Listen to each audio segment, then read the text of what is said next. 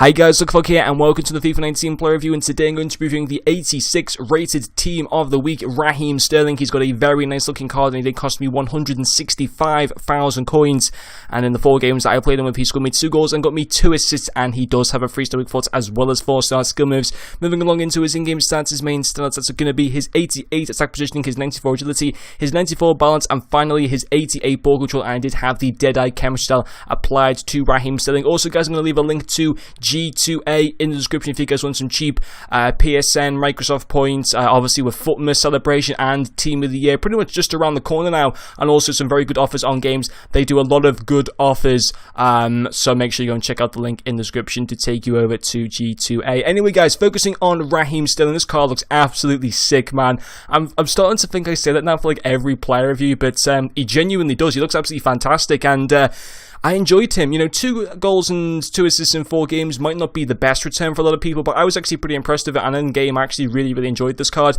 His first pro is going to be his pace, lightning quick, very similar to Lozano, who I reviewed yesterday, but even quicker than Lozano in my opinion. 96 acceleration, 92 sprint speed, absolutely fantastic. You don't need to put a chem style to improve his pace because it's absolutely fine. 80 stamina isn't the greatest, but I'll be honest with you guys, I didn't see it to be much of an issue. Obviously sometimes I was pace abusing with this guy, and if you on purpose pace abuse of him, then you are going to start to struggle towards the back end of the game. But if you kind of conserve his pace and his stamina throughout the game, which you should be able to do, and certainly I can do that as well, but sometimes I just want to pace abuse of him down the right hand side. But you can easily conserve this guy, and his stamina isn't that much of an issue.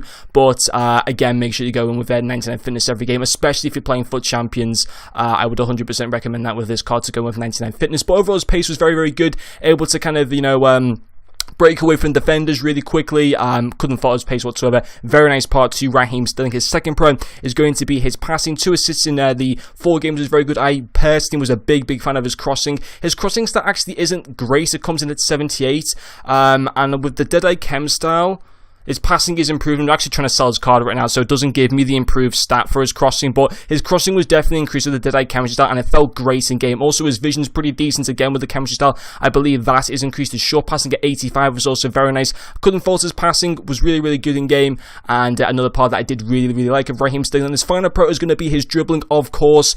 The chem style, again, you don't really need to apply one for his dribbling because his stats are just really good across the board for his dribbling. 94 agility, 94 balance. He's a pretty short player coming in at the height of 5'7". I didn't even know he was that small, but yeah, it feels really good. You know, doesn't feel sluggish whatsoever. And you know, also really good ball control, really good in-game dribbling. His composure isn't the best, but it's not the worst at the same time, and that's going to be the end of his pros. There's no real cons to him. His finishing was kind of iffy, to be honest. Sometimes it was actually one of the goals he scored was really nice, and then some of the times it wasn't as great, but I don't think it was bad enough to put it down as like a con to the cards.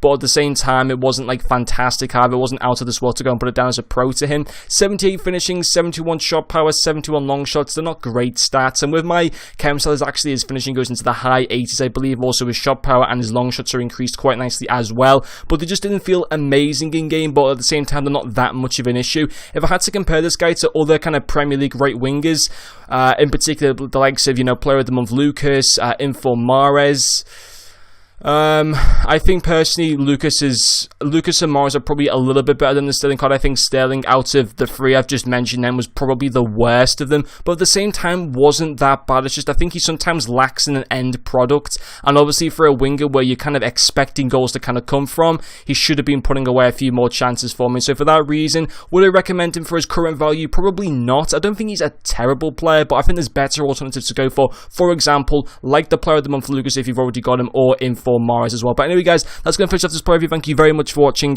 and I'll see you guys later.